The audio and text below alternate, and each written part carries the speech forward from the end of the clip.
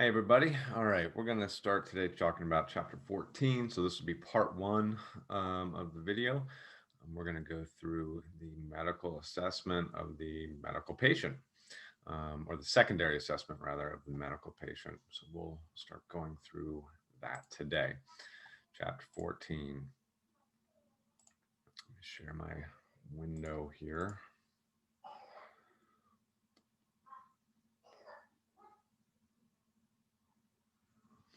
All right, here we go. All right, so we're going to talk about the secondary assessment today. Um, this is a part of our patient care. In the sequence of things, this happens, obviously, as the name suggests, this happens after our primary assessment, after we've done our general impression, gotten the chief complaint, figured out mental status, our ABCs, and figured out priority. We're going to do our secondary assessment. And this is where we do a lot of our detective work. So we're going to ask lots of questions here. We're going to figure out how to ask those questions. What questions do we ask? And then we'll figure out how to physically assess the body as well. So let's jump into it here. Okay.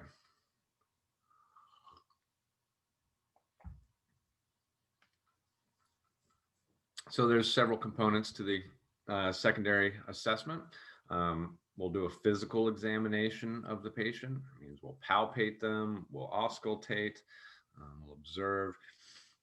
We'll get the patient's history, the past medical history, as well as the present medical history, what's the history of the present illness or injury there.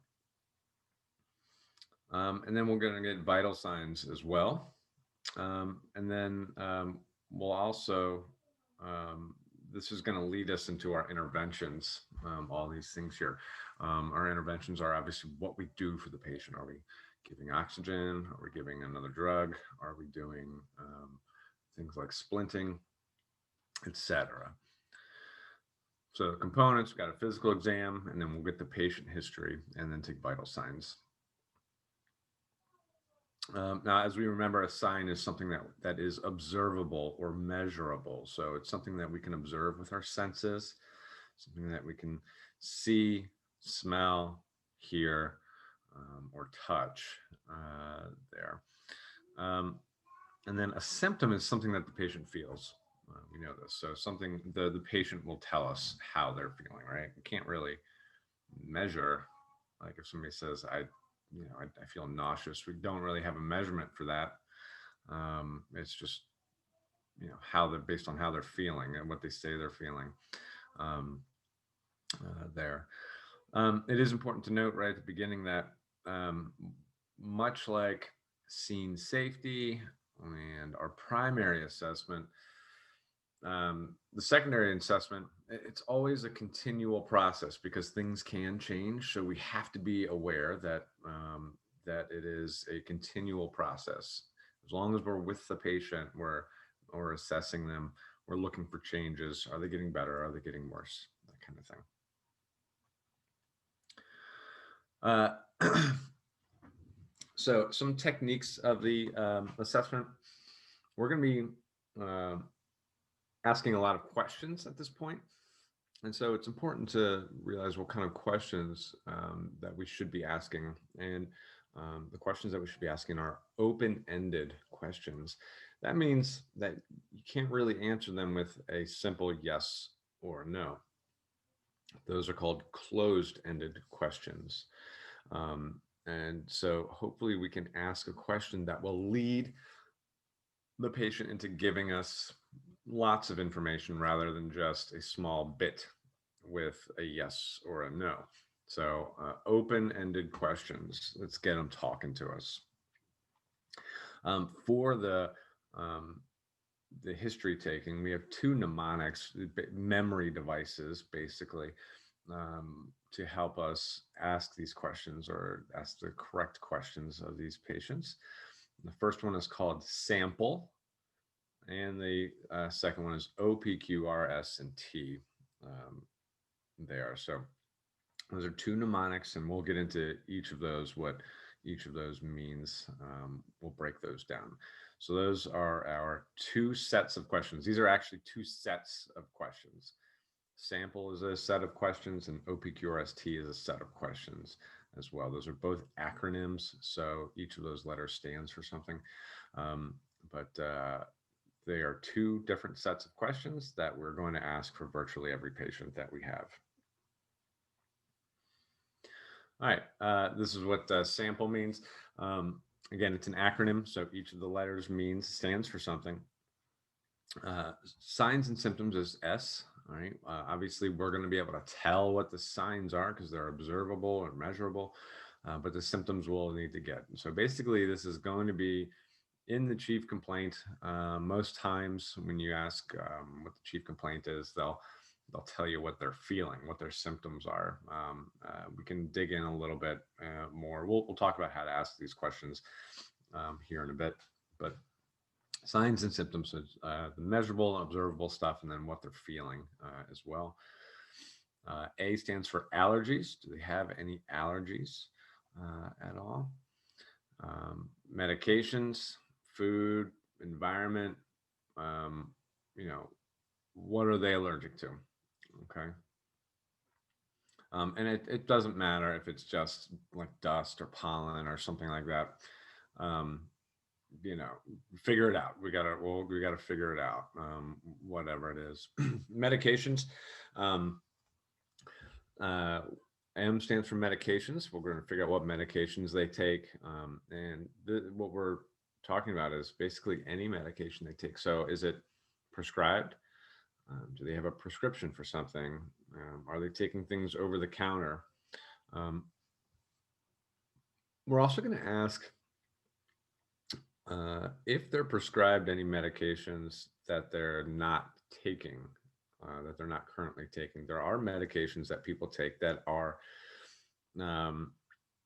to be taken when they're feeling specific symptoms.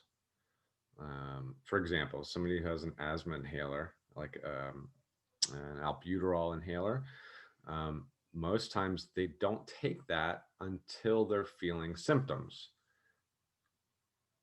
So there are other medications out there that people may not take because they just don't feel the symptoms, but they are prescribed that medication.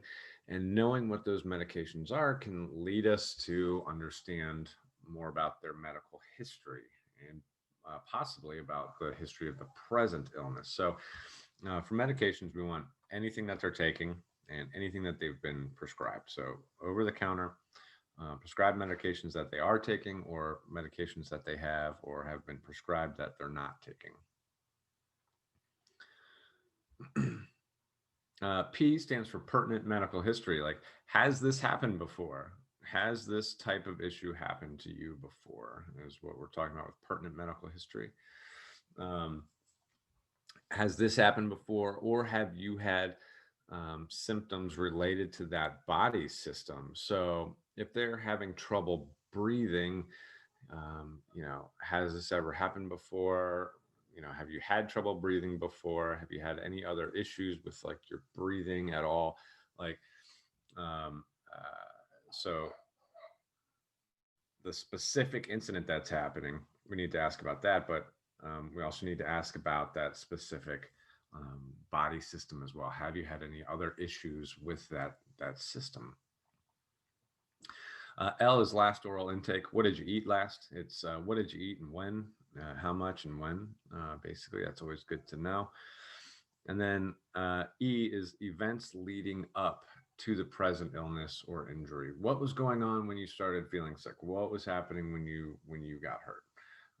Basically, those are the questions that we'll ask for that.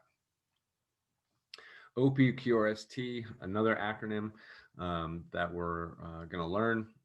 This is the history of the present illness. Sample is more of a history of the past illness, like their medical history.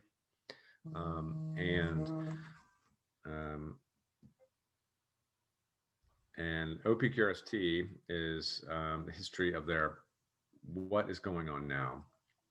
So there's onset, which is basically E from sample. What was happening when this situation started?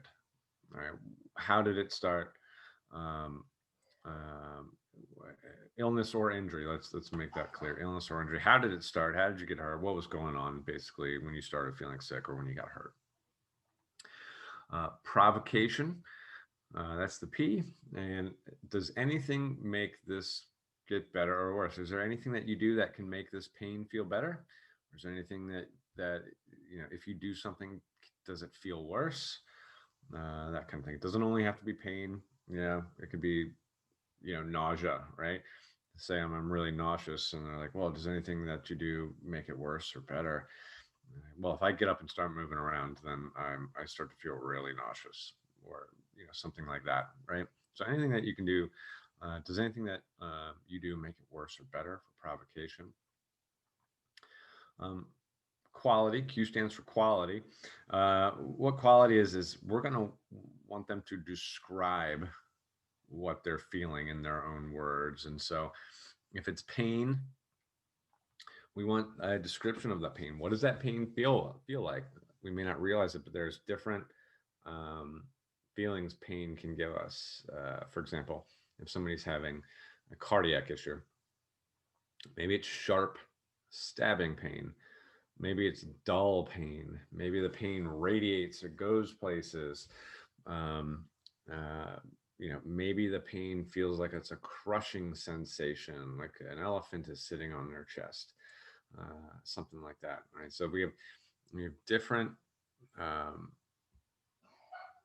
Pain can produce different symptoms. It can feel different depending on where it is, what system it is, things like that. So we want the quality. Can you describe what your pain feels like, or can you describe your nausea to us, or your breathing issue? What does it feel like? What does it feel like when you're breathing? So again, it could be sharp. The pain things can be sharp, dull. They can move places. You can feel like patients breathing through a straw. Right, the quality. We want them to describe what's going on with them. R stands for radiation. This is basically asking if the pain goes anywhere. Can you describe where the pain's going? Does it go anywhere else? A lot of times, like chest pain, people will feel pain up their neck, into their jaw, or down their left arm is a common symptom. So we want to know if the pain goes anywhere else. There's um, something called referred pain, and that's like basically when an organ is something wrong with an organ, and we might feel the pain from that organ elsewhere instead of right over where it is. So radiation, knowing where the pain is going, can give us clues as to what's going on. Severity. This is on pain on a scale of 0 to 10. A lot of people ask this question: can you rate your pain on a scale of 1 to 10? However, that doesn't really make sense because we need to know what baseline is, right? And so, the question I ask is if 0 is no pain and 10 is the worst pain that you have ever felt, right? This is specific to that patient. If 0 is no pain and 10 is the worst pain that you've ever felt before, where does your pain rate right now? Um, uh, so hopefully this will give you an idea of the severity. Just be aware that people, they love to give you the 11 or 10 or 12s or 13s, right? Basically, if you're at an 8 or above, like that kind of pain is severe. They should be in the hospital probably right now because of their pain. So if somebody gives you that 8 or 9 or 10 or 11 or 12, um, then the follow-up questions, to that should be like, so just on pain alone, you should have been already been in the hospital. You think is that what you're saying? Basically, and a lot of times they'll back off from it. Like, no, actually, my stub toe isn't a 10, it's more like a 2. They'll give you a more realistic answer if you call them on their them telling you that you have a 11 out of 10 or 12 out of 10 pain. Um, so, you know, understand that they're probably in pain and anxious and things like that, but it is important to have these things grounded in reality and saying, like, oh, based on just your pain alone, you should have been in the hospital before this, then. Is that what you're saying? Just to clarify, not to be a jerk about it or anything else, but just to clarify and have things like more grounded in reality. Getting medical, diagnosing somebody with medical issues. Hopefully, we can base it on facts and not hyperbole. Um, so let's try to keep things grounded in reality, especially for those patients that give you a high pain rating. Right, those should be unusual. When somebody does have that, then we need to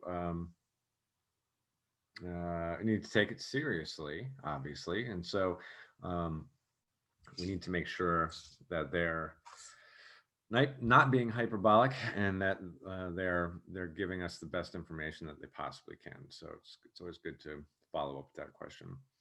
If they've had past episodes of an incident, let's say they're asthmatic, right?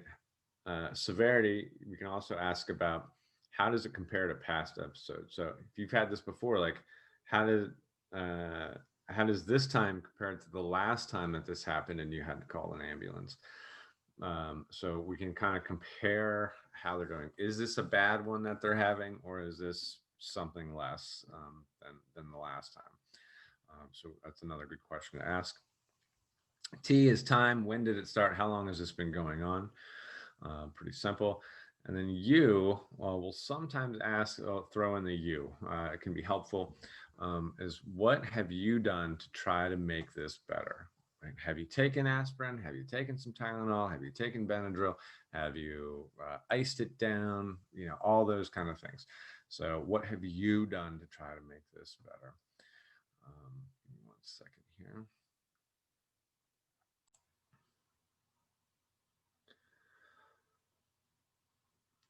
All right, and then there's going to be some physical examination techniques that we're going to learn. Obviously, we're going to use our senses. We're going to use our sight, our smell, our hearing, and our touch there. So we're going to observe our patient, right? We're going to get a lot of information from our general impression when we're observing them and through our ABCs and observing them and also here as well. We're going to auscultate and we're going to palpate. We know what those mean. All right, so when we're doing examinations of patients, we are going to concentrate on body systems. If somebody's having trouble breathing, for example, I'm probably not going to, unless it's a trauma related, I'm probably not going to have to concentrate on their musculoskeletal system, right? I'm going to concentrate on their respiratory system or their cardiopulmonary system, I should say. So we'll have to examine certain body systems based on the chief complaint there. So with the respiratory system, as we learned in the primary assessment, we have 2 questions to ask about the respiratory system of all patients. First is, are they breathing? And the second is, are they breathing adequately? And so we'll have to take that into account there. So for history taking, we'll have to figure out if they have any past history with breathing issues, like do they have asthma? Are they allergic to things? Things like that. Okay, so we'll get a history. Do they take any medications for it as well? So we'll ask about those kind of things. If they have taken medicines or if they are prescribed medications, are they taking them as prescribed? You'd be surprised about how many people do not take their medicine as they should. And so it's important to figure it out. And then we'll ask about the severity of it. Is what they're feeling today, is what's going on today, is this similar to previous episodes? Is it better? Is it worse? Is it the same? How is it progressing? Has it gotten from where it started to where we are now? Is it progressed the same? Is it over the same amount of time? Has it gotten this severe, or has it gotten more severe more quickly? Things like that. The physical examination for respiratory, we'll have to take into account mental status, because as we saw with our four spades guy, right? That mental status is one of the first things to go, or to give us a sign of respiratory inadequacy. And so we can get that confusion, that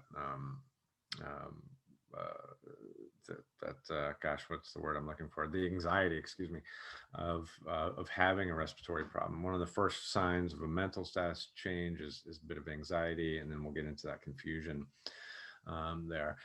What kind of level of respiratory distress are they in? Right? Are they really working hard? Is the body compensating? What's the chest wall doing? Are they really working hard to breathe here? We're going to listen to lung sounds in the 3 spots that we listen to. So top, middle, and bottom of the lungs. And we always go from one side to the other to compare. Like, I want to compare the top of this lung to the top of this lung, then the middle of this lung to the middle of the other lung, and all the way back there. So we'll listen to the lung sounds, listening for different lung sounds. We'll use pulse oximetry. Hopefully we've already got this on in our ABCs. So it's there. We can check how much oxygen is saturating their red blood cells. We're going to look for edema as well. We'll get into why edema when we're talking about certain disease processes, but edema, new or even old edema, can be a sign of issues going on in the body, which could lead to respiratory distress there. Fever as well. Cardiovascular system, it's the heart and the blood vessels. We know that. So with these folks, we're looking for patients who have a cardiac issue, so chest pain, or it could even just be like trouble breathing, things like that. So chest pain of a cardiac nature is what it's often referred to as. Or if we have a patient that is in shock, or we can consider that cardiovascular or a vascular problem, like they're bleeding out, something like that. So with the history, we need to figure out if they have a history of existing cardiac conditions. Have they had a heart attack before? Do they have CHF or congestive heart failure? Do they have a congenital problem with their heart? Like, were they born with a problem, and so the heart doesn't work right? Or, do they have bad valves? Do they have a history of irregular heart rhythms, arrhythmias? So we got to figure that out. Ask if if they got any medications that they're prescribed to take, or that they're prescribed and they're not taking. For example, there's a medicine called nitroglycerin, which we'll learn about, where it's symptom based. They only take it when they're feeling symptoms. So it's not like they take it once in the morning and then once at night. They only take it when they're having symptoms, and maybe they haven't had symptoms where they've needed to take it for quite some time. And so we have to ask about when it comes to medications, if they're prescribed anything that they're taking, or if they're prescribed anything that they haven't taken. We need to get the signs and symptoms. Obviously, with every medical condition, we get the signs and symptoms. And then we'll go through our OPQRST questions to figure out the chest pain there. Any kind of pain, let's back up to that. Any kind of pain that our patient is having, we're going to use our OPQRST. It's good for pain. It's easiest to understand and use for pain. OPQRST. However, we can obviously use it with lots of other conditions there. All right, so for the physical examination, we're going to look for signs and of conditions that might be severe. So signs of a severe cardiovascular problem, maybe they're pale, sweaty, like they're in shock, or they're bleeding out. They're clutching their chests, right? So Levin's sign, things like that. So we're going to, when we do the physical examination, we're going to look for signs that we have a cardiac issue. We'll check with pulse and blood pressure. We're going to note how strong the pulse feels. We're going to look for something that's called jugular vein distension, or JVD. We're going to have to be very familiar with this term, JVD. All right? We should know what this means here, JVD. All right, put a little star by it, JVD. What a terrible star. Jugular vein distension. I'll show you a picture of what that looks like here in just a moment. But it's basically the blood is backing up in the jugular veins, and so they appear swollen. They're engorged with blood. They're just filled with blood because it's backed up, right? Jugular veins taking blood back down to the heart, and it's backed up. It's like a traffic jam for the blood. It's not good. The blood isn't being pumped out well. It's a sign that things are backed up, that the pump, the heart itself, is not working correctly. It could be a sign of heart failure. That usually is. And so that's important. You're going to see just big fat veins right here, big ones. Jugular veins are very large. They're not just these, little tiny veins that you could see like on the back of your hand or something like that. They're very large. So we're going to be looking for JVD. We're also going to palpate the chest. We're going to feel across the chest. Oftentimes when somebody's having a cardiac issue, a heart issue, right, they're going to feeling chest pain. However, if you touch their chest, it's not going to make the pain worse, right? Because they don't have a problem with the musculoskeletal system out here. It's underneath, it's inside. And so if we're going to palpate the chest, we're going to feel it to make sure that it is a pain of a cardiac nature rather than a musculoskeletal nature. So we'll palpate the chest there.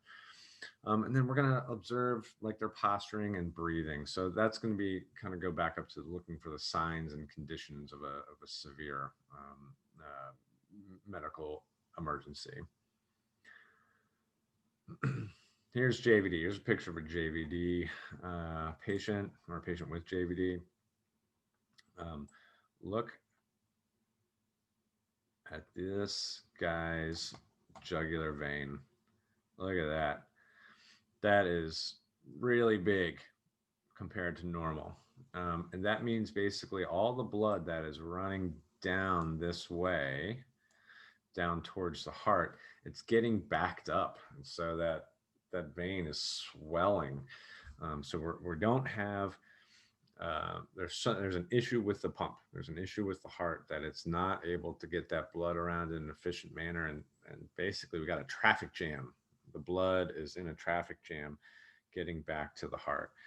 And so it becomes engorged. It becomes quite large there. And usually when that's the case, it's pretty noticeable. Larger patients, it's harder to see on, but it is pretty noticeable there. But that's what jugular vein distension looks like. You can get somebody, so if you're at home watching this, you got a little brother, sister, or whatever, maybe you can get mom or dad to do it, whomever. But if they lay down and they put like their feet up on a couch or something, right, up on a chair. So if they're laying on their back on the floor and they put their legs up, basically forces blood sort of down towards the head. And eventually you're going to see a little bit of artificial JVD. You're giving yourself a little bit of JVD there, and you can see it kind of pop up. there. So you can actually do that on your own there. All right, so if we have nervous system issues, we're going to look at obviously our patient's mental status, nervous system, right? We're looking at brain function, nerve function, and so mental status is a good indicator of nervous system, whether it's working or not. And then we're going to look for signs of dysfunction in the body when we're doing our physical assessment there. Uh, Pretty simple doing that.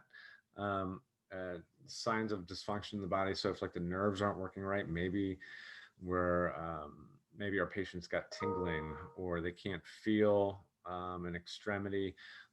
Maybe they can't move it. Maybe it's very weak. Some of the things that we can do for the nervous system is uh, checking to see if they have peripheral movement and sensation. So, do they have movement in their fingers and toes? We can ask them, hey, can you wiggle your fingers for me? Wiggle your toes. Can you feel this? Right? We can grab a finger if they're not looking.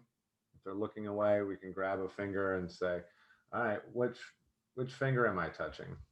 Hopefully they know that it's their thumb or whatever finger you happen to grab there.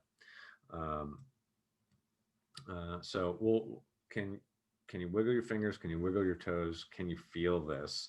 There's another thing that we can do. We can have them, if you put out two fingers each, have your patients grab them and squeeze your fingers. That's another test there for a neurological test. Hopefully, you're feeling strength in both of their hands squeezing. Hopefully, it's basically equal. Maybe we can tell that one hand squeezing is less or significantly less than the other hand. It could be a sign that there's impairment there.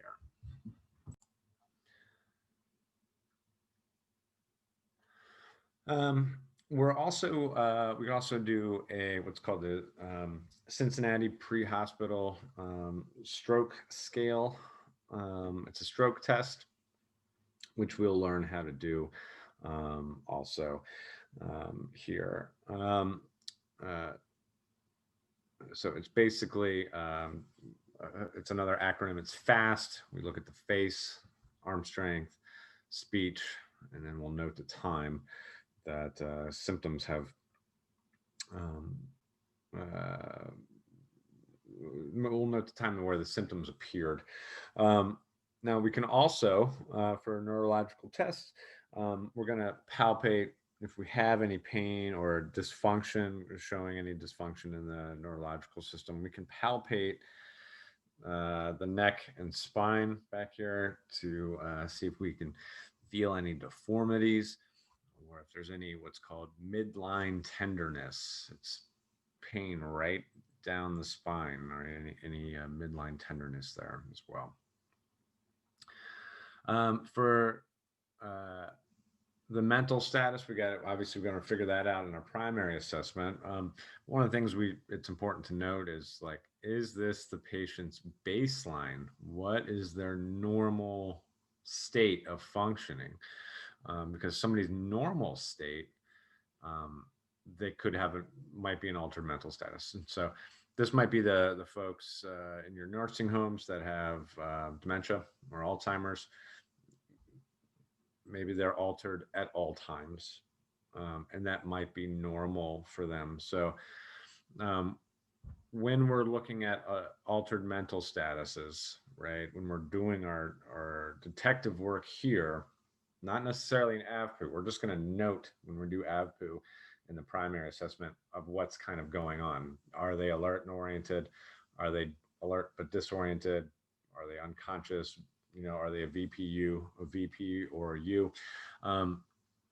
But here, when we're doing our assessment later in our secondary assessment, we got to figure out if this is normal, which would be their baseline, if they're altered, or if this is time specific, if this is incident specific. They're altered now because of whatever is going on, rather than them being altered at all times. So we'll have to figure out what their baseline is. So we'll have to get a history of their of that. So do we have any neurological conditions? Do we take any medications for it? Is this normal?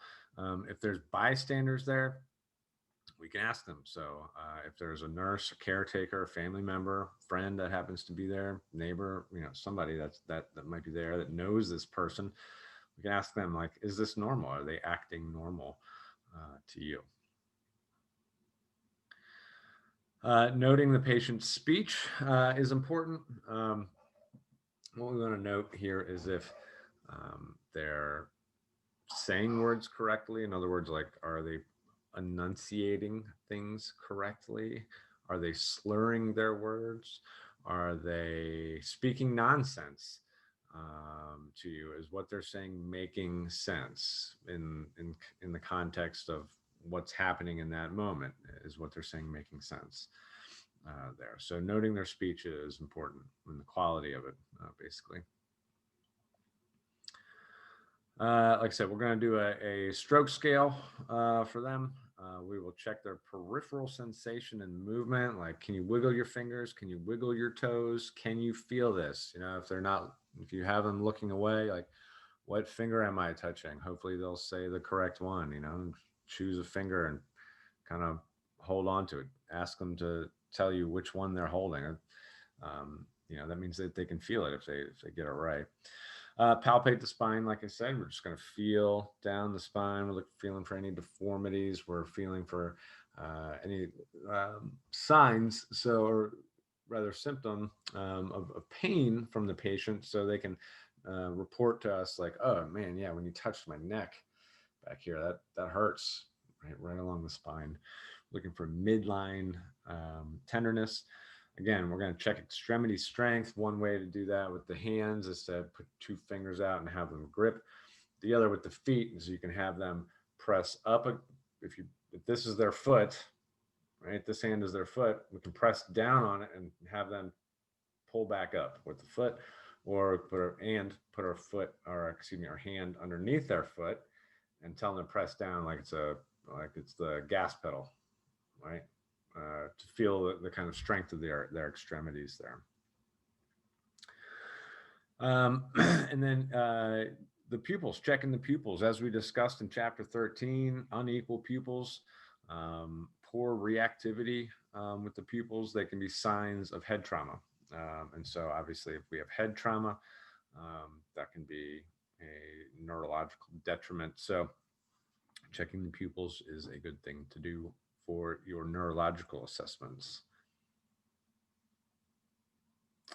Endocrine system, when we're checking the endocrine system, the most common endocrine system issue that we're going to run across is diabetes.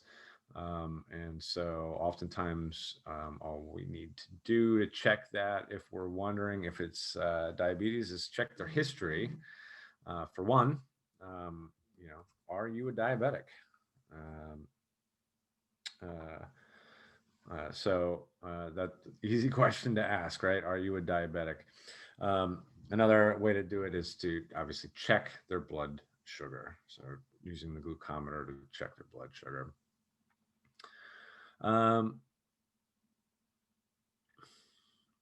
We need to ask about their medications. Are they prescribed anything, and are they taking it as prescribed? Unfortunately, folks are medication insecure. A lot of people in this country cannot afford their medications. And so maybe they're rationing it out. Maybe they've run out and they can't get any till their next paycheck, which, I don't know, maybe it's the end of this week or the end of next week or whenever it might be. We got to ask if they're taking it as they should. And who cares what the reason is? We just got to know whether or not they are at this point. For these questions, again, we're kind of going to be focusing on the diabetics, and so we got to know when the last time they ate was. Have they been exercising a lot? In other words, have they been burning up their blood sugar? That kind of thing. So when's the last time they ate? How much was it? were they doing like a physical activity as well, that kind of thing. Whether they're sick, if they're sick and they have a fever, we burn through more blood sugar than we do normally. So that can do it. If we're vomiting, if a patient is vomiting a lot, that can expel blood sugar that should have been going into the system, that kind of thing. Um, have they checked their blood glucose levels, and or do they use an insulin pump? An insulin pump is a medical device that's attached to the patient, and it at times, certain prescribed times, it will give them a dose of insulin. Now, if the so it's constantly kind of feeding them insulin there. Now, if they have that on and they're not eating, well, all the blood sugar is just going to get used up in their bloodstream and put into the cells in a manner that's too quick, and so it'll leave them with low blood sugar, and then they'll have problems because of it. So we need to know if they're using an insulin pump as well. So for these, because it's mostly diabetics, an easy way to start your assessment, your physical examination of this patient basically is assessing their mental status. Are they with it? Are they alert and oriented? It's very soon after somebody becomes hypoglycemic. And so in our case, at 59 or below, when we take their blood sugar, it's considered hypoglycemic. Very quickly after that, we're going to see changes in the mental status, and so we're going to start looking for that. Observe their skin.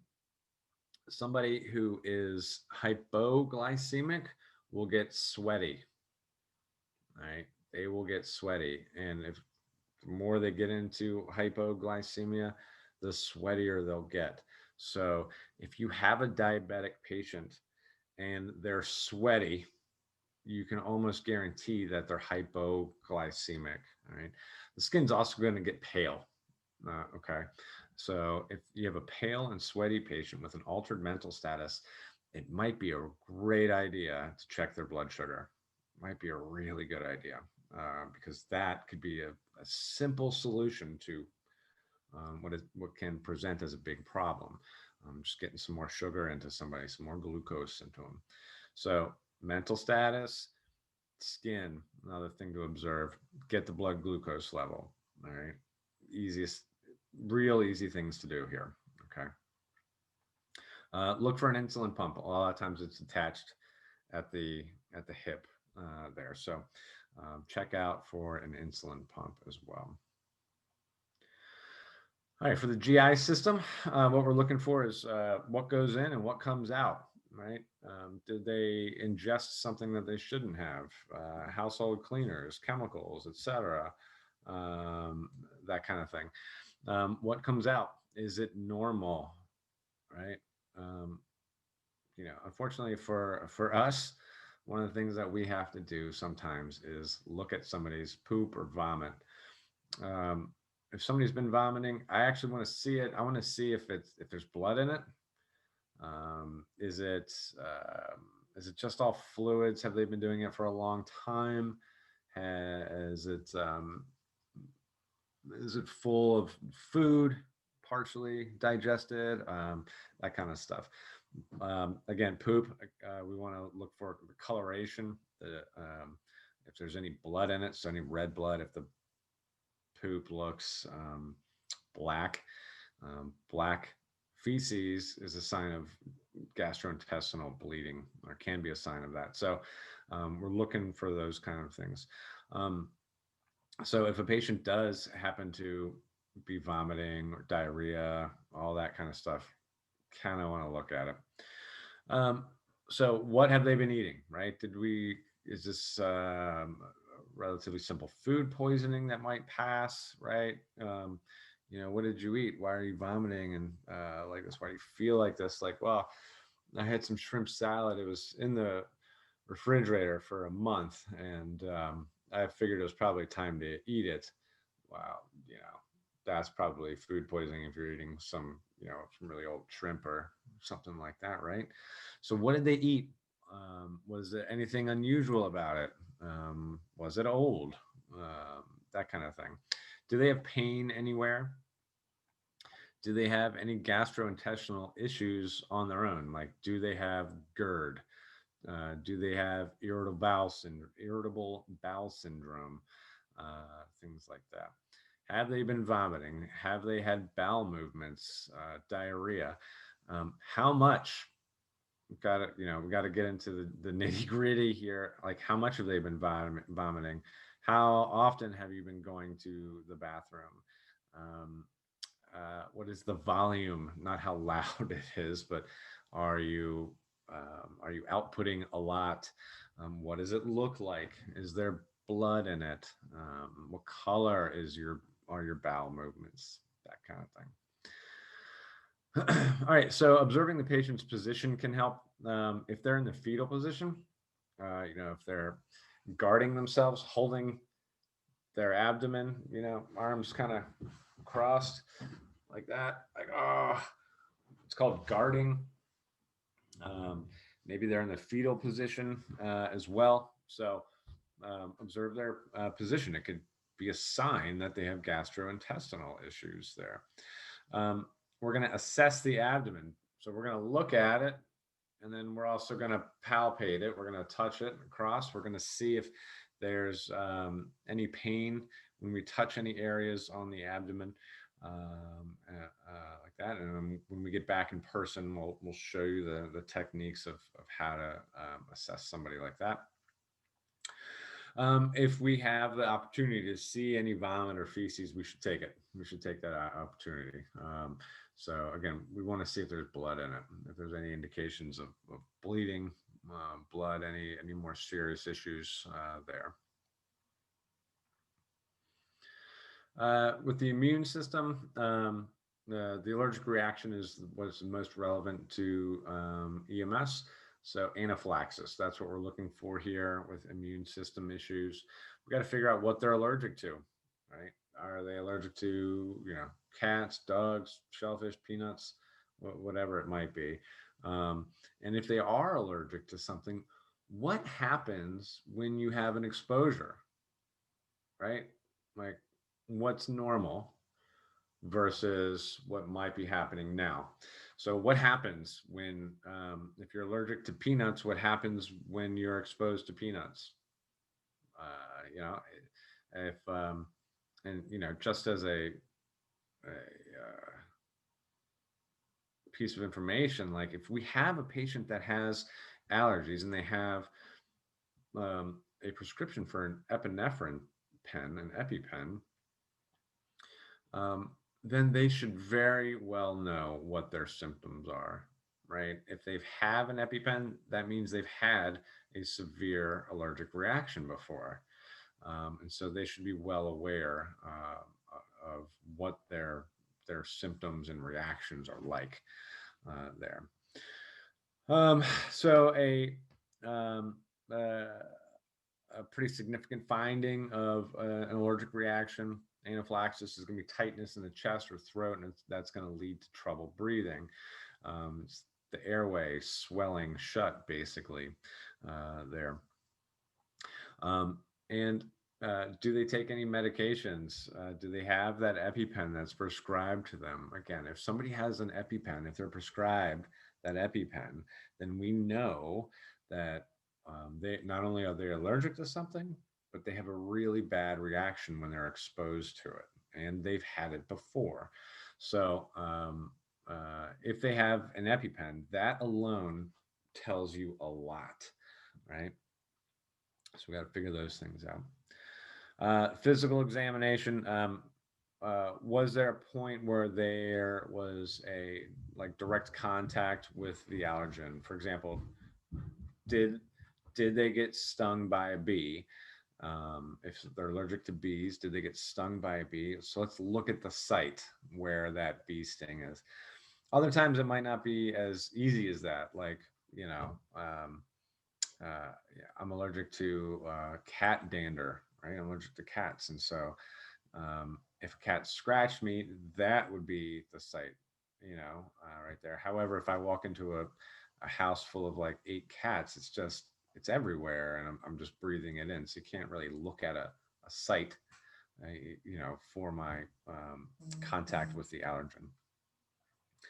We're going to look at their skin for hives. Hives are um, like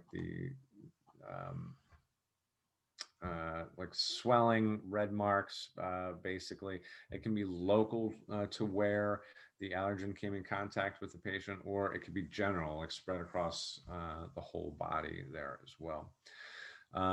We're going to look at the face, the mouth, the lips, the tongue for any signs of swelling. If we see it there, that's a sign that the airway is possibly endangered here. Most likely it's endangered if we are seeing swelling at those sites. And then we're going to listen to the lungs for to assure adequate breathing. We're going to auscultate the lung sounds, and if we have swelling in the airways, what we're going to hear is wheezing. If the airways are swelling down there, those little bronchioles, right, smooth muscles are tightening up, we get some swelling in there as well, then we're going to hear some wheezing. We might also hear some other fluids down there too, but the tightening of the airways that gives off those wheezing sounds. So we'll listen to the lung sounds as well.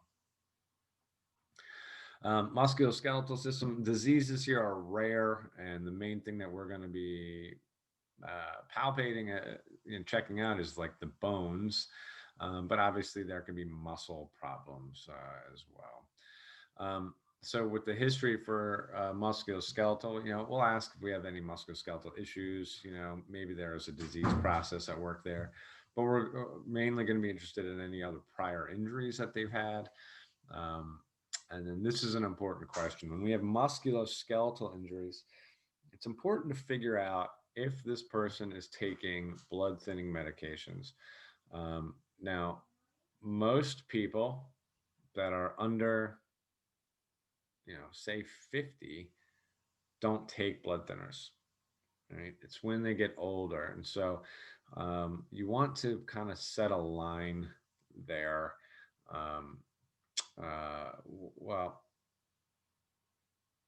it's probably just best to ask it for any patient, right?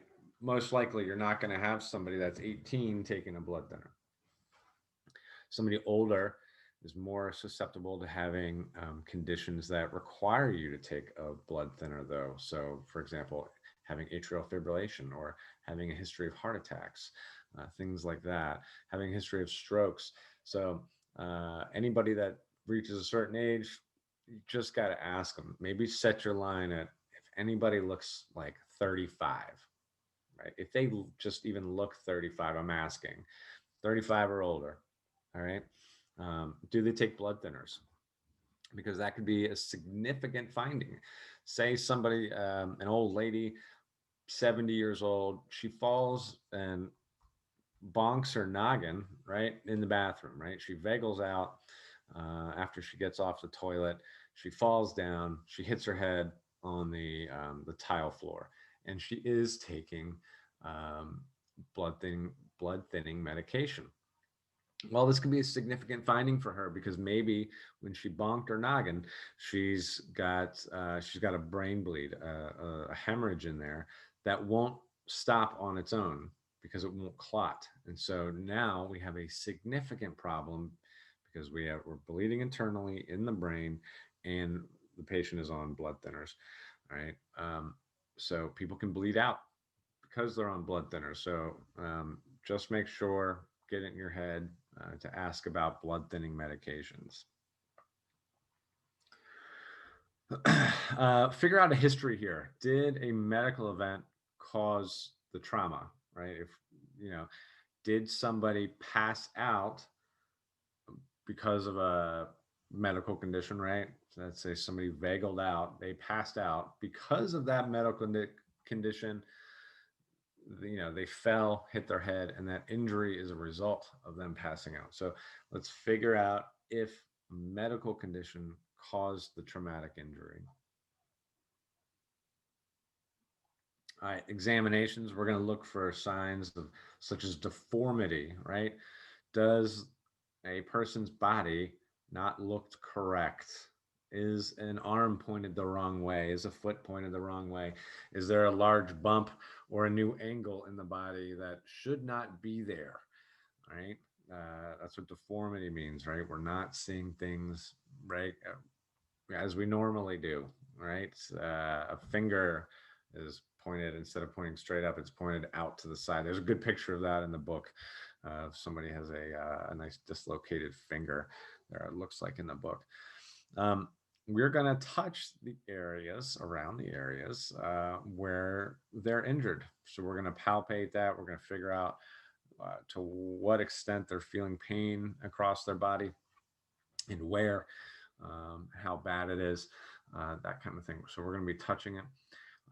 Great thing about the human body is that it's basically symmetrical. What we got on the left side, we generally have on the right side.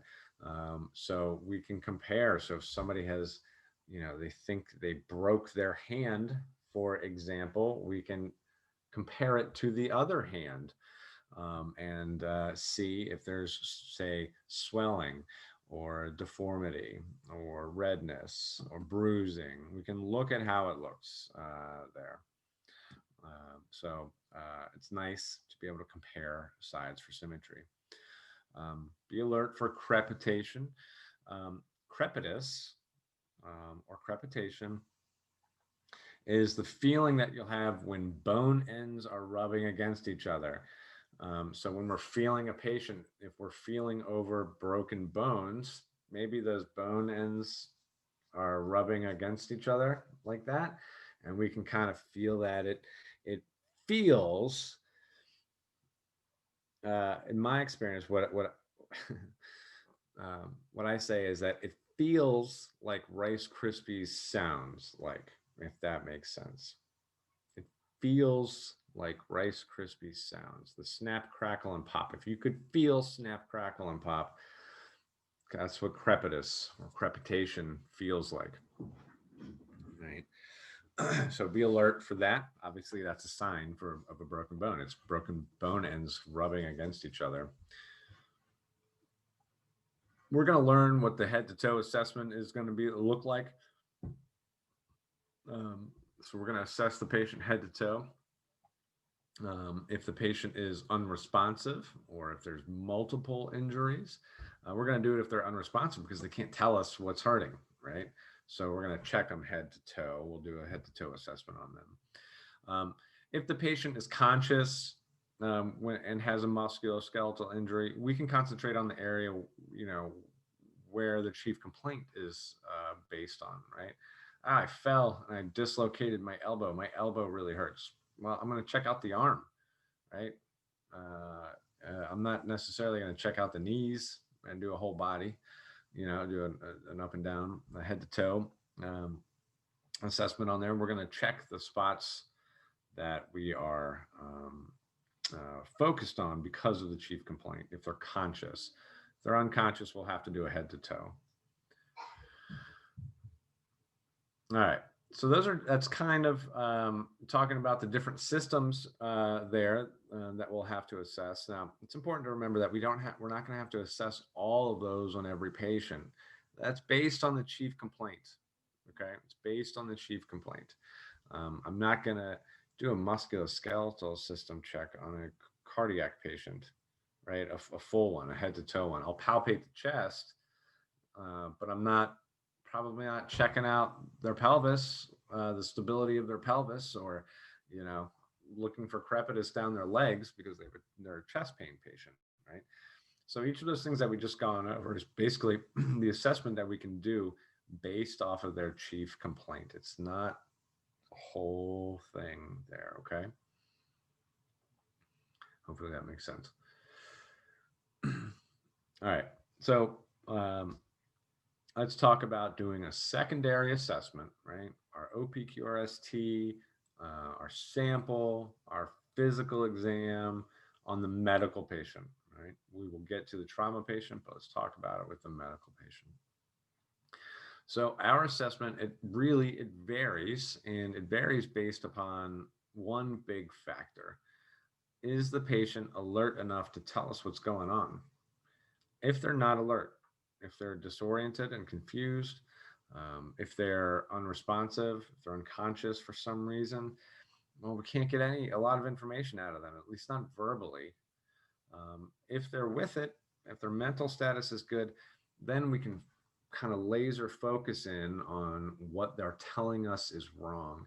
If we're unable to assess these things, well, because they're or get a direct line to what is wrong based on their communication with us, if we're not able to figure that out, then we have to take a more general approach. And we'll have to, instead of being able to say, all right, this is what I think is wrong, we're going to have what's like called a differential diagnosis. It could say, our diagnosis could be, this guy is having chest pain of a cardiac nature. And that'd be easy to find because the guy's like, my chest hurts, and he's holding his chest, and he's got all the signs and symptoms of having chest pain of a cardiac nature. If somebody's unconscious, well, we got to throw like 5 or 6 things up against the wall to see what sticks and what's good, and we got to start doing these tests and different things to kind of narrow down our options. And so our assessment is going to be largely dependent upon how the person can communicate with us. Hopefully they're able to talk to us, and it makes our job that much easier. If they're responsive, again, we can focus on their chief complaint. If they're unresponsive, then we have to focus on not what they tell us, but our physical findings, things that we can observe, things that we can palpate, auscultate, things that we can observe with our senses, our eyes, our ears, right? Our nose. Responsive folks will be able to, hopefully we'll be able to just focus on the chief complaint. Unresponsive folks, we're going to have to start generally, assess the patient physically, and work towards being more specific. With the responsive, we can start with being specific, right? We have a very narrow focus, but with the unresponsive person, we're going to have a more broad focus that we're going to work to narrow down. Right, so we'll get to being specific. Hopefully we can find the clues that tell us there. All right, with a medical patient that's responsive, we're going to focus on the history of the present illness. And we're going to, all right, so what's going on now kind of thing. We're going to get their past medical history. We'll do a physical exam, and then we'll obtain the baseline vital signs. And then we will give our interventions, our treatments for the patient, and transport them. Okay. So if they're responsive, we'll get there, we'll talk to them, we'll do our primary assessment, figure out what's wrong in their chief complaint, and then start doing our secondary assessment. We'll get our sample, we'll get our OPQRST. OPQRST is history of the present illness. Sample would be the past medical history. We'll do our physical exam. We'll get our baseline vital signs, and then we'll treat and transport. Taking a history of the present illness, this is talking to the patient, all right? And so we have to make sure that we're listening well, we're practicing active listening there. So we're going to get it from the patient, most likely. If the patient is unable to communicate with us for whatever reason, they have an altered mental status, they're confused, or disoriented, they're unconscious, whatever it might be. If they're unable to communicate with us, then hopefully we can get that medical history from the family or bystanders there. We're going to want to ask open-ended questions. Again, these are questions that they can't just really answer with a yes or a no. We want them to be talking to us and talking a lot. And when we get back again together in class, we'll talk about these questions and what are good ones to ask and all the information that we can glean from them. If you remember, we talked about in our primary assessment, the best question we can ask over there is, can you tell me what's going on today? And hopefully they don't just say yes and stop, right? Because technically that is the answer to that question, yes or no, right? Can you tell me? Yes, I can tell you. But hopefully they tell us and they give us a whole bunch of information in that one answer there that we can use for these questions. All right, history of the present illness. All right, we're going to base it off of their chief complaint. Why did they call EMS? What's bothering you the most? Right? What's going on? They may have multiple things that are issues, but what's bothering them the most there? We'll get that, and then we're going to start with OPQRST, right? That's our history of the present illness. So onset, what were you doing when the pain or illness started? What was going on then? Provocation, as we talked about, does anything that you do make it better or worse? I got to change this. I don't like it. It says, does anything trigger the pain? Because this says, that makes us think that it's OPQRST is only pain. It's not for only pain. Does anything that you do, provocation should be this, does anything that you do make things better or worse? Does it make your breathing problem better or worse if you sit in a tripod position? Does it make your chest pain better or worse if you get up and walk around? Does your nausea get any better or worse if you get up and move around? Does your migraine get worse if the lights are on or there's loud sounds, right? Provocation is there anything that you do that makes it better or worse? Quality, can you describe the pain, or again, this goes right to pain. Can you describe the pain or the medical condition, right? Again, it doesn't have to always be pain. Can it be breathing? Sure. Can you describe how it feels right now breathing? Can you describe that to me? Well, it feels like I'm breathing through a straw. Well, that's quality right there. Or it feels like I have to work really hard to breathe. That's quality. So again, all these things aren't just about pain. It's just the way this PowerPoint is set up here. But so quality, have the patient describe their issue. What are they feeling? Have them describe what they're feeling.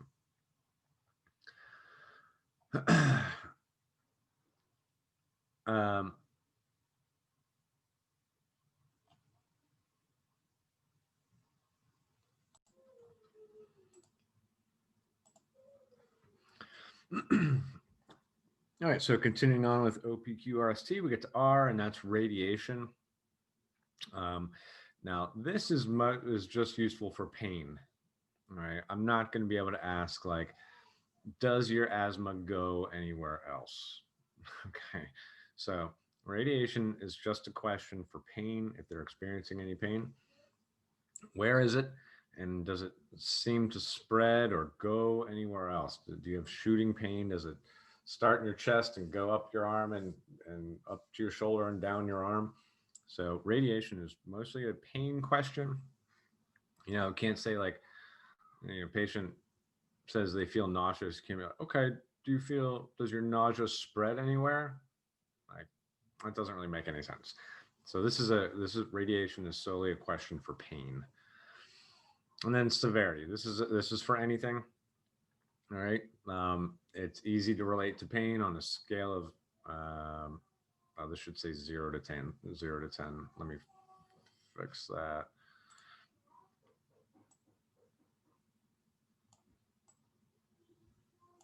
Zero to 10. How bad is the pain? 0 to 10. The question I use is, if 0 is no pain and 10 is the most that you have ever felt, where is your pain on that scale? It can also be used for medical conditions that they've experienced before. On a scale of 0 to 10, with 0 being normal and 10 being the worst asthma attack you've ever had, where does this one fall? So it's not just for pain, we can relate it to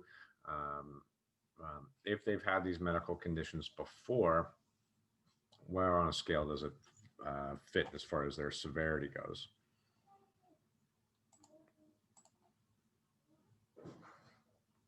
And time, when did it start? How long has this been going on? Again, not just for pain, it's for anything. How long has this been going on? When did your asthma attack start? When did the chest pain start? When did the vomiting start? That kind of thing. So again, OPQRST is not only for pain. It works really well for pain. It works great for pain, in fact, but it's not just for pain.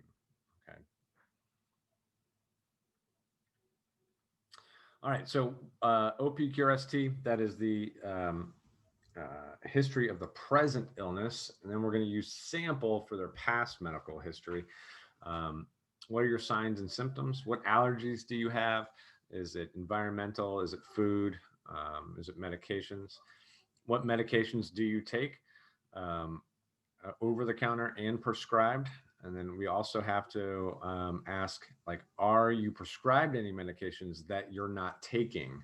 We got to make sure that just because somebody is prescribed a medication doesn't mean that they're taking it.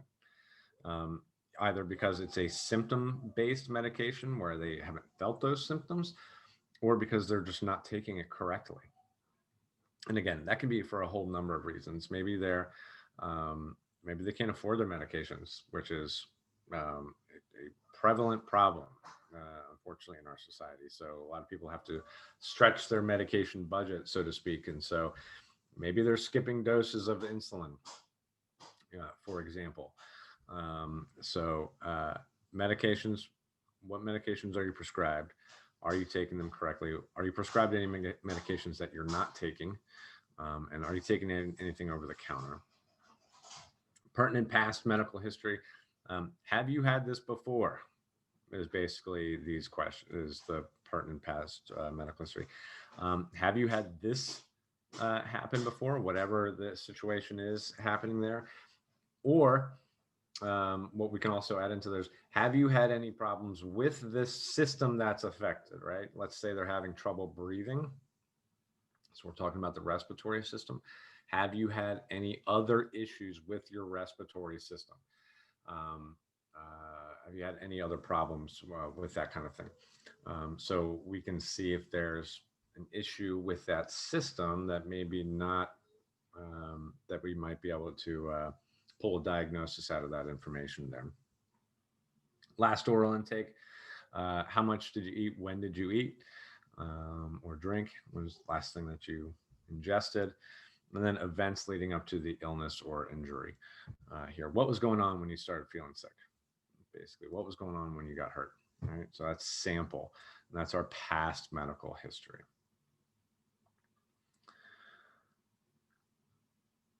So with medical patients and with trauma patients, if they're conscious, we can tailor our examination specifically to the chief complaint, right?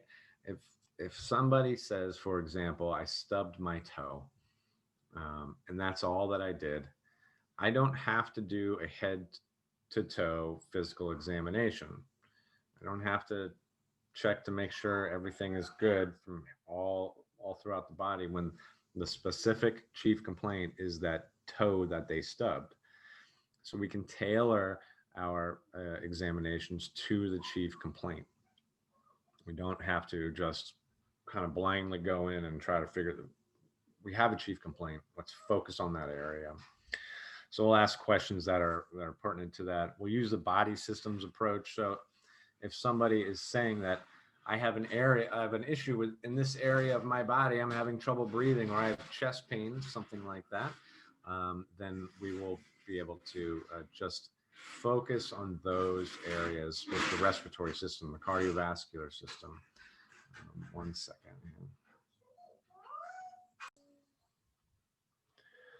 So that, again, that body systems approach, we're going to focus our questions and examinations based on the chief complaint around the body systems that are producing the symptoms or that the chief complaint is involved with.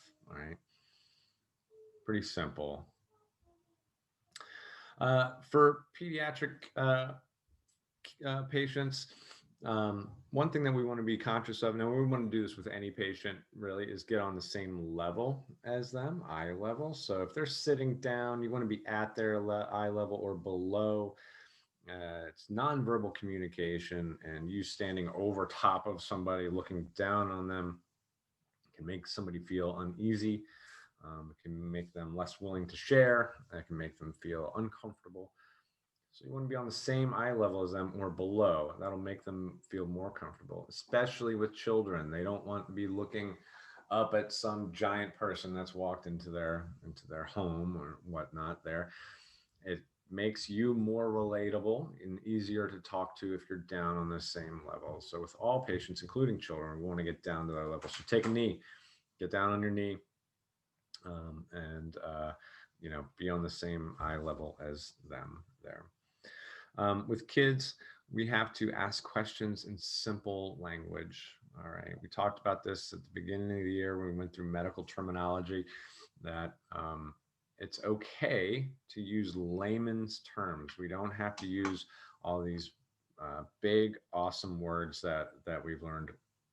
Let's just translate all this medical terminology that we know and we have into just layman's terms, just basic terms. Okay, and it's especially important for kids. Um, they are not great patients because they may lie to us based on they may think that they're telling us what we want to hear, and that information may not be relevant. So we want to make sure that we're putting these kids as in a position that's as comfortable as possible for them to answer our questions truthfully, honestly, and well. And so a couple of things that we can do: get on their eye level, and then just ask them questions very simply, that in language that they're going to understand, that they're not intimidated by. And then obviously with kids, because they're not great advocates for their own health, that we should get the information from mom or dad or whomever their caregiver might be, the teacher, an aunt, and uncle, cousins, whoever might be with them. So we can get some information from their caregivers there. It's easy. Physical exams on medical patients, it's usually brief, and it's based on the areas involved with the chief complaint. Right? Like, I'm not going to examine somebody's lower extremities if they have a breathing issue, right? I'm going to be physically assessing their chest in that area versus their lower extremities. I think that makes sense. Hopefully, it's usually short, and again, based on the area that we're there.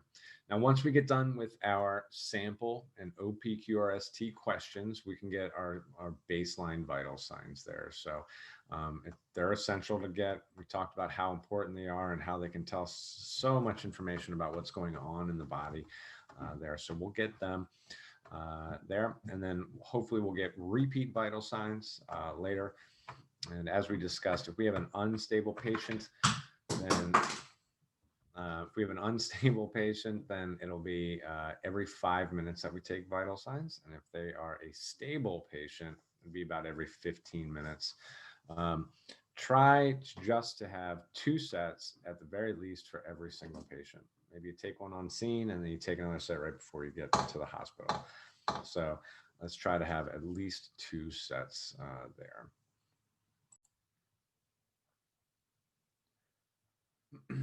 All right, so after we get our vital signs done, all right, we're kind of at the end of our secondary assessment here, and this is where we're going to give our treatments. And right after we're done our secondary assessment, we'll do our treatments. Hopefully we have an idea of what's going on. We can make a diagnosis of what the issue is, and as best we can with the information that we have. And then, we'll be transporting the patient.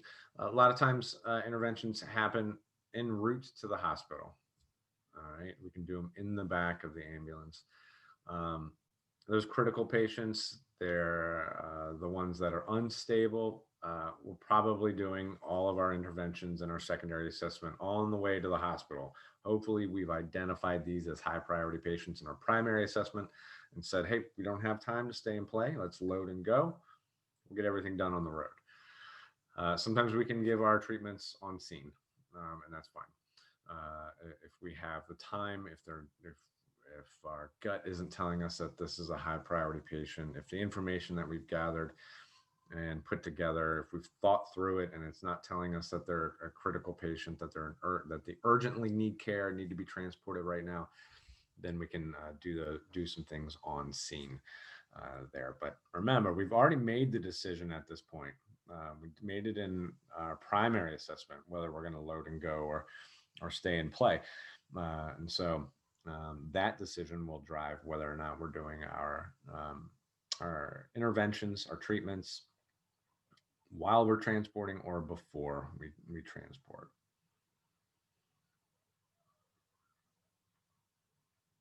All right, so let's think about this real simple question. You have a patient that says, I'm having trouble breathing. Okay, we're going to do our sample and our OPQRST with these folks in our secondary assessment, but we're also going to do the physical assessment. If they said we had trouble breathing, where are you going to focus your physical exam? Think about it for a second.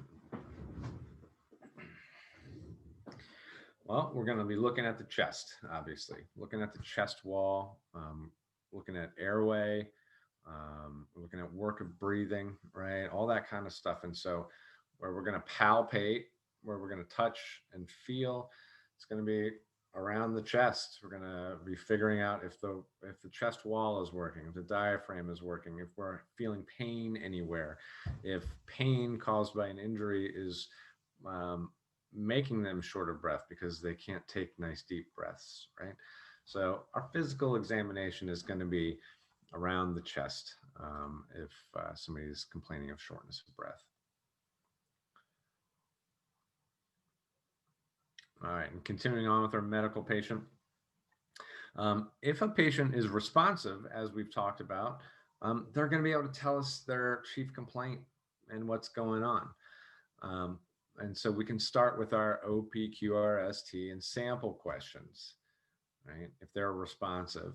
If they're unresponsive, we don't have a bystander that is really up on what our patient's condition is, then what we're going to have to do is begin with the physical exam and that baseline vital signs, right? So we're going to switch the order here in our secondary assessment. If our patient is so altered or they're unconscious, we're going to start with a physical exam first and the baseline vital signs.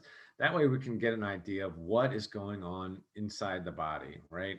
We can, why is this person unconscious? Well, a person can be unconscious for 900 different reasons, so many reasons, right? We've got to start narrowing it down. So we'll start doing like our baseline vital signs, right? How is their breathing? How is their circulation? We'll getting ideas of this kind. What's their mental status like? Obviously, if they're unresponsive, it's a poor mental status, right? So we'll begin with the physical signs and we'll try to get clues from those things and kind of narrow down what our diagnosis could be, what the reason is that they're unconscious. So if they're talking to us and can give us good information, we'll start with our questions, sample and OPQRST. If they're unresponsive or highly altered, then we're going to start with the physical exam and baseline vitals, and we'll take the information as we can get it and try to build a picture of what our diagnosis could be based off of that first. If we can, if there's somebody there, if there's a bystander, a family member, friend, coworker, whoever it might be, then we'll get that information. But we're going to start with that physical exam and the vital signs. After we do that, after we get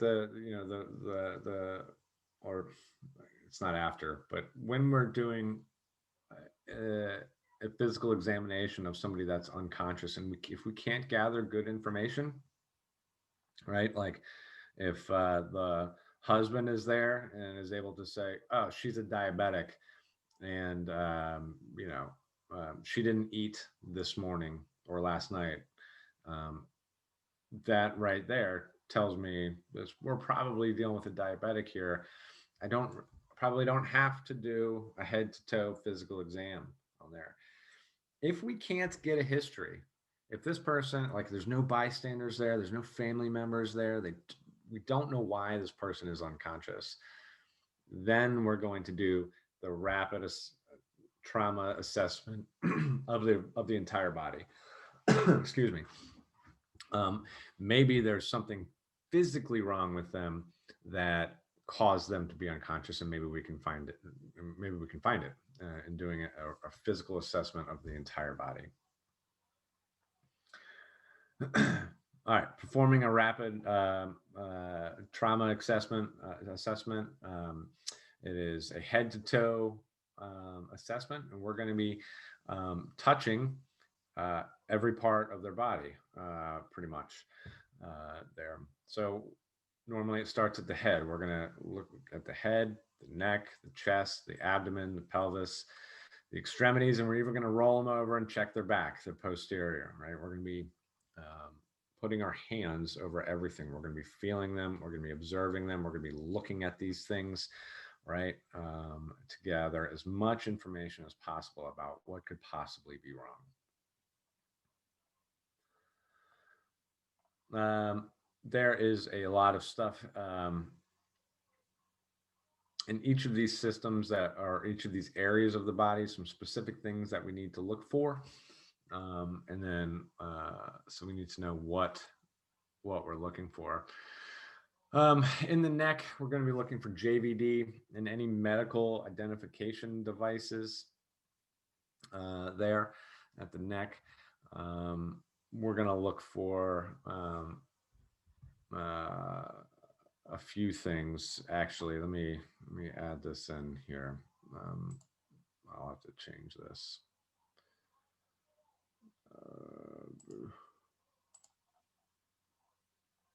Okay.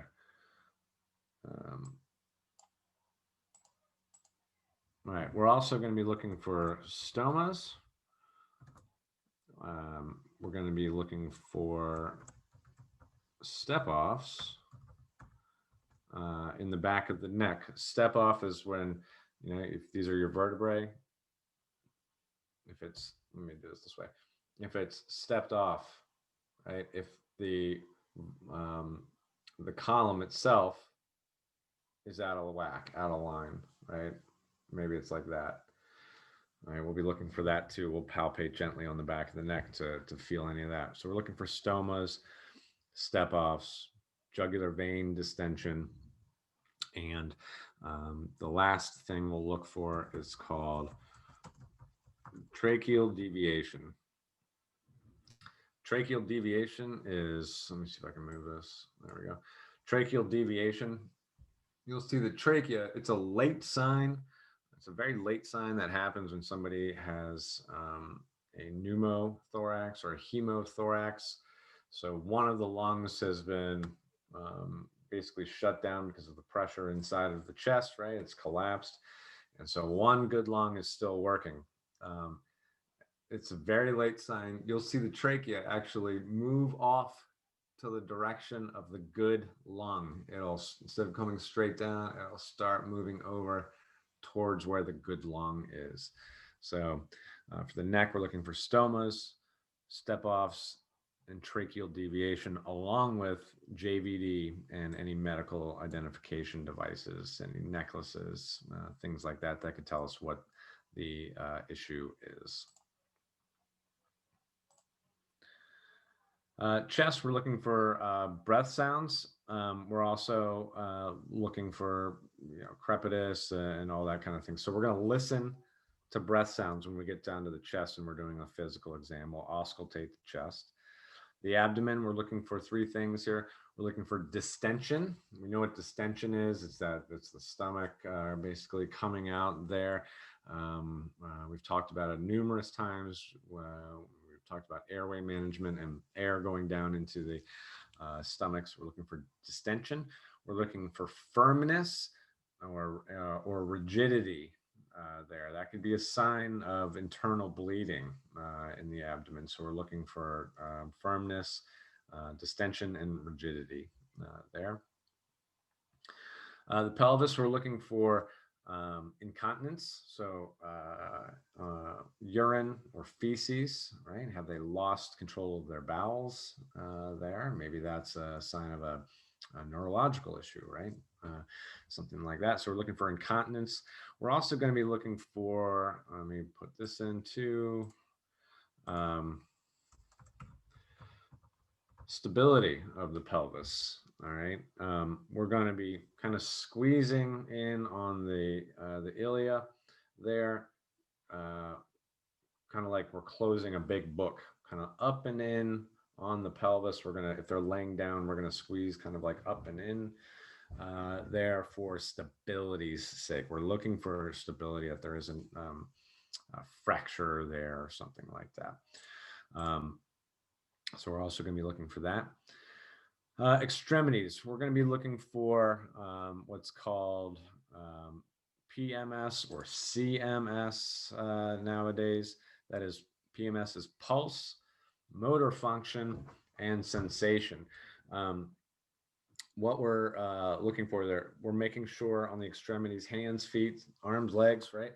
We're making sure that circulation is getting all the way down to the end. So we'll check a pulse, right? Check a radial pulse here, posterior tibial, dorsalis pedis down on the feet. We're making sure that circulation is getting all the way out to the extremities. And then we're going to check motor function and sensation to make sure that the nerve pathways are intact and working as well. So motor function, can you wiggle your fingers? Can you wiggle your toes? That tells me that the nerves from the brain all the way out to that extremity are intact and good, if everything is good there. And sensation, can you feel this? All right. So a common question is, can you feel this? Can you wiggle your fingers? Can you feel this? Can you wiggle your toes? Or vice versa there. Where the extremities, will also put on the pulse ox. We put that on in our primary assessment there. And then there can also be medical identification bracelets. I've heard that people have anklets. I've never seen somebody wear one of those, but I've heard that they're out there. So keep that in mind. Maybe they are. And then we can check the pupils too. Obviously, again, we've talked about that many times. It's a sign. It can tell us if there's, give us an idea if there's drug use happening there, if there's a brain injury, things like that. So we're going to want to check the pupils as well. All right, baseline vital signs. We know what those are. We know how to take those, and we're just going to note anything that's out of the normal range. We want everything to be in a normal range, and we're going to note anything, and then we're going to try to keep in mind if we have a problem, like let's say difficulty breathing, we're going to try to take those vital signs, look at them, even if they're in the normal range, and say like, all right, is the body compensating? So if somebody was having trouble breathing, if the body was compensating, we're going to expect to see an accelerated pulse, an accelerated breathing rate. So we want to make sure that in our assessment and any assumptions that we're making about, okay, well, if this person's having trouble breathing, their body should be compensating. Let's see how it's going. Let's look at the numbers that we get from our taking our vital signs, and we can kind of note that. And again, this is where our baseline vitals, this is what we're going to compare everything later to. So if we're doing them every 5 minutes or every 15 minutes, we're going to be comparing the baseline vitals to those later. We've already done our request for ALS. If you haven't called them yet, and you're seeing size up, then now's the time to do it, except that now you've already spent several minutes on scene. If you had called them during your scene size up, maybe they're there now. And if you didn't think you need to call them then, but you're calling them now, they may not be able to meet you on scene because maybe you don't have the time to wait. And so maybe you can meet them on the way. Like, I need an ALS unit. We're leaving the scene. Have them meet us in the McDonald's parking lot on 250. And so you guys can meet at some place in the middle, transfer the patient to ALS, or ALS, an ALS provider jumps on your ambulance or jumps off a fire truck onto your ambulance, whatever it might be, wherever you're getting the ALS provider from, whoever gets sent to you. You may have to rendezvous with them somewhere.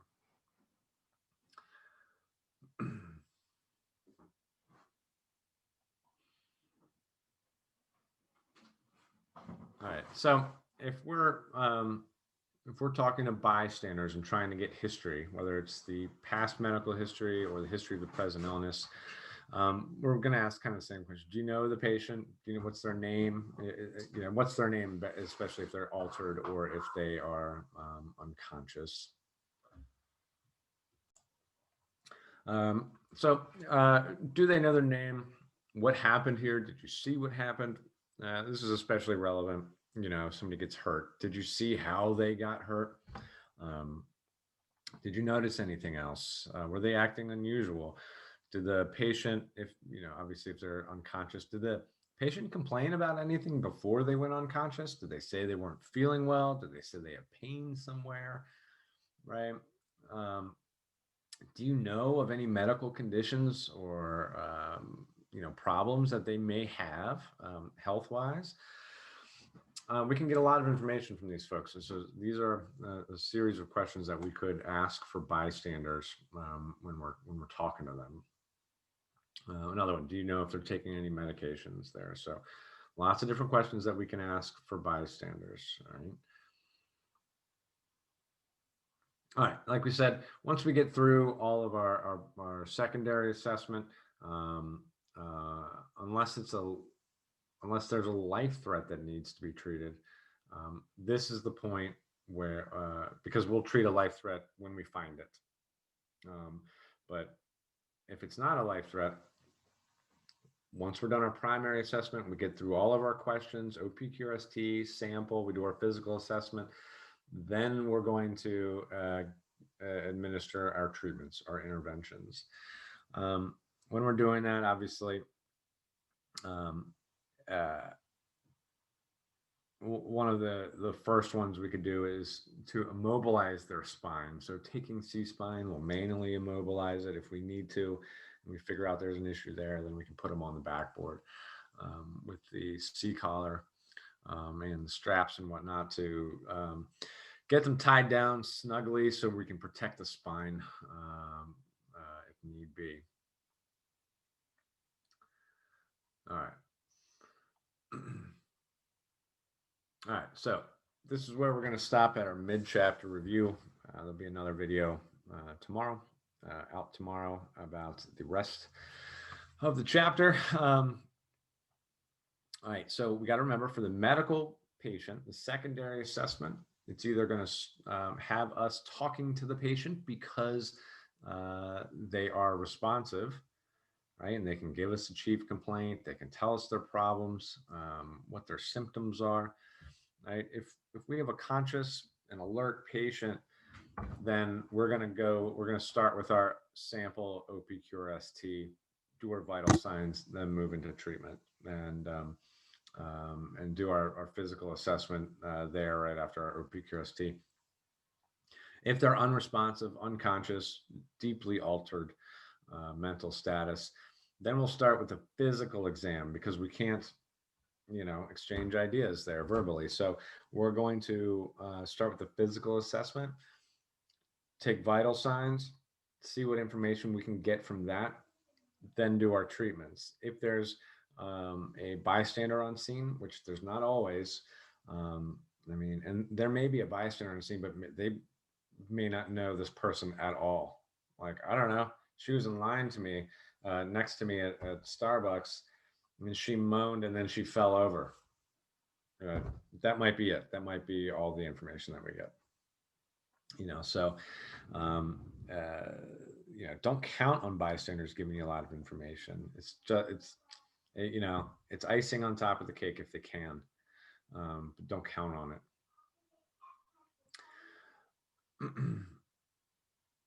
So the responsive patient, again, we're going to start asking the questions of the past, of the present illness and past medical history.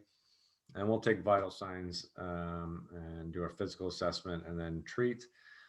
If it's the unresponsive patient, we're going to start with the rapid physical exam, take baseline vitals, and try to gather any information that we can from bystanders, and then treat.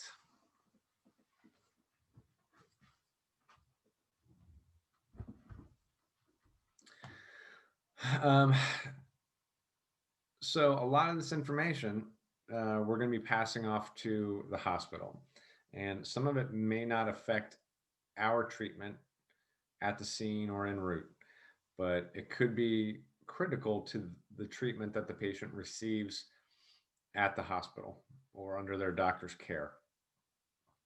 And so it's vital to get all the information that we can, document it, and then pass it on.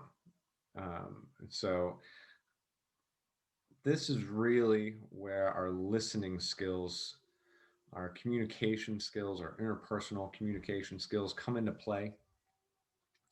Here, we have to be able to tell the patient's story.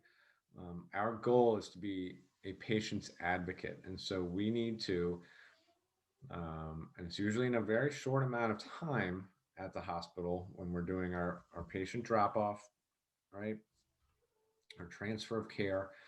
Um, we have to be able to paint a really full picture in a short amount of time for the nurses and doctors that we're transferring care to. And so our critical thinking ability, our ability to listen and actively listen really comes into play here. Okay. If we pass off an incomplete picture to the hospital, like, we didn't tell them about the medications they use or these issues that they've had in the past or symptoms that they've been having.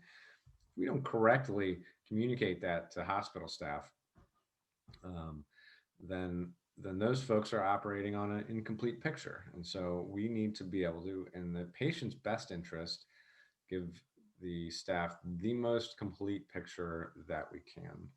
All right. So again, some of the information might not be relevant to our treatments right now, but it could very much be relevant to treatments going forward that the patient gets from the hospital. All right, we're going to stop here and we'll pick up part 2 will be the secondary assessment of the trauma patient. So make sure you get all the reading done.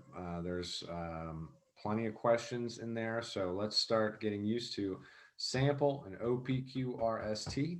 We need to absolutely know what those two acronyms are, what the questions that you can ask are with those things, right? Because we're basically going to be using those sets of questions for every patient. So we need to know them.